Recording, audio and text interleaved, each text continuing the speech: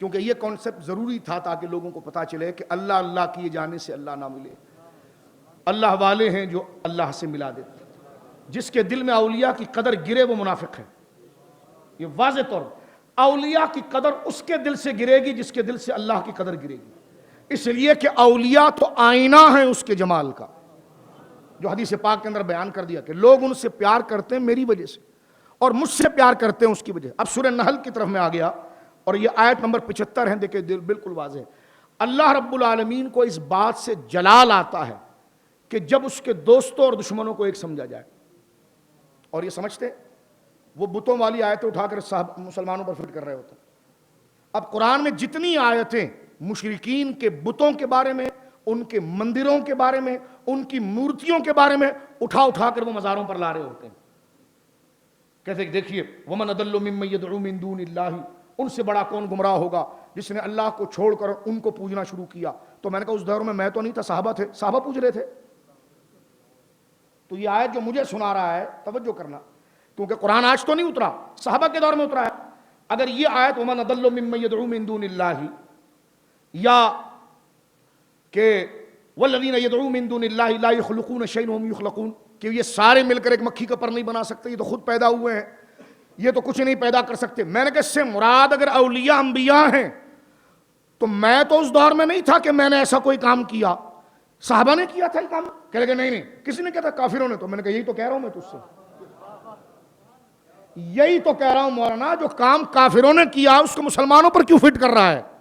اور جو مسلمانوں والی بات ہے تو واضح ہے کہ خدا ان کے پتھروں پر لگے ہوئے پاؤں کے نشان کی بھی تعظیم بیان کرتا ہے. اور آج حرم میں لال رومال رکھ کر تجھے پوچھا مارنا پڑتا ہے، اندر پتھر ہے جس پر نشان حضرت ابراہیم کے پاؤں کے نشان ہے.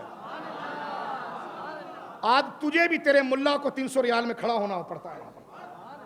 اور لوگ آ کر جب دیکھتے ہیں تو کہتے ہیں ہٹو ہٹو. لوگ کہتے ہیں تو پیچھے ہٹ، تیرا کالا منہ دیکھنے نہیں آئے، اس قدم کو دیکھنے آئے. میں نے کہا بیٹا یہ گنبد کی صدا ہے توصیف الرحمان، اتنے پکے نہیں ہو تم اندر سے پورے ننگے ہو، ہمارا منہ نہ کھلواؤ.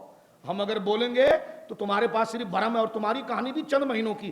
اب بھی اگر نجدیوں کی حکومت کی کوئی تعریف کرتا ہے تو اس سے بڑا کون منافق ہوگا؟ لیکن بات جو غلط ہوگی اس کو ہم غلط کہیں گے. تم نجدیوں، تمہارے سینے پر خدا نے اس پتھر کو رکھا ہے. کہتے ہیں یہ قبر کیا ہے؟ پتھر ہے. تو میں نے کہا کعبہ بھی کیا ہے؟ پتھر ہے.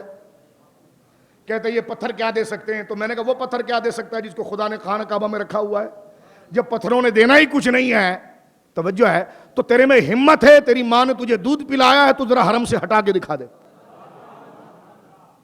تو حرم سے اگر ہٹا بھی دے گا بدماش چنگیز خان بن کر، لیکن قرآن سے تو نہیں ہٹا سکتا.